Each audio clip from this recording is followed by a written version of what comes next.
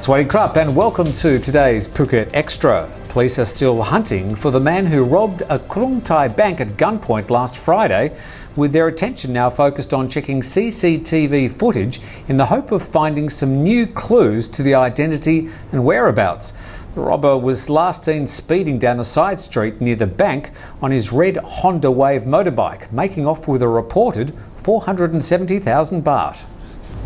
Thai Airways International plans to resume flights to Russia and the US as part of its plan to boost revenue after seeing some better results in the final quarter of last year.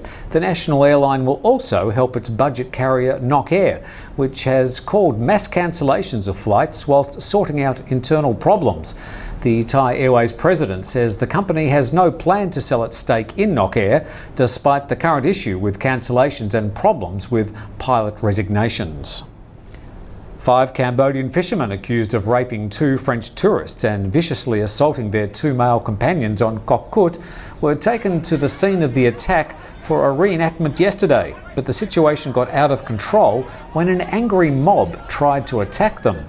After the re-enactment, the 5 suspects were quickly whisked away and returned to the police station. The tourist police officer in charge of protecting visitors in Koh Kut has been transferred to an inactive post in Bangkok.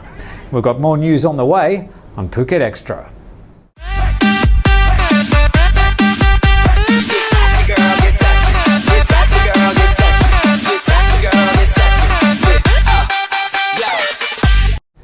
Welcome back to Phuket Extra.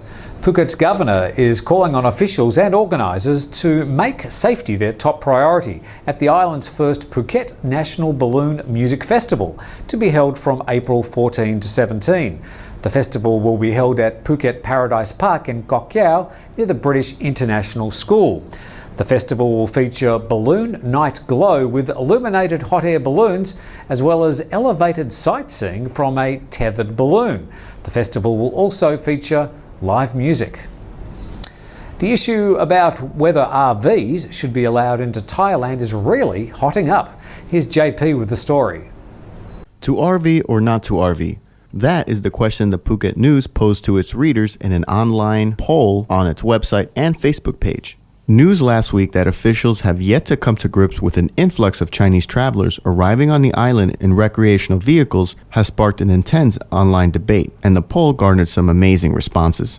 Simon said, "No one can ban them, but they must obey all traffic laws. They must also not litter or block roads. If all laws are obeyed, then okay, but fine them heavy when they cause a problem. Ban the jet ski, as they are far more damaging to the tourist industry, people's safety, and the reputation of Phuket than these RVs will ever be." Kim said, "Make money out of it. Create RV parks and charge for parking, use of showers and toilets, electricity, etc. Create new jobs. Make it illegal to stay overnight anywhere else with fines, but enforcing that may be a problem." Meanwhile, Bob says, "Everyone says no now, but when they just decide to dump their sewage tanks because there is nowhere to do it, or they just don't want to do it the right way, you will change your tunes." To read the responses and join the conversation, check out thephuket.news.com and visit the Phuket News Facebook page. This is JP Mastanza reporting for Phuket Extra. And Thailand's controversial tiger temple, dogged for years by talk of animal trafficking and mistreatment, is fighting to keep the big cats after wildlife officials rejected a bid to extend their zoo licence that expired 3 years ago.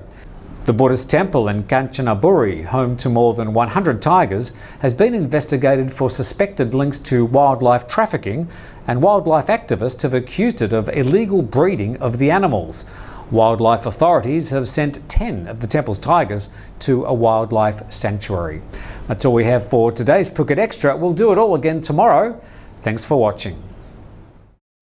At QSI International School of Phuket, we offer a dynamic, student-centered learning program. Look us up at qsi.org and call us to schedule a walkthrough.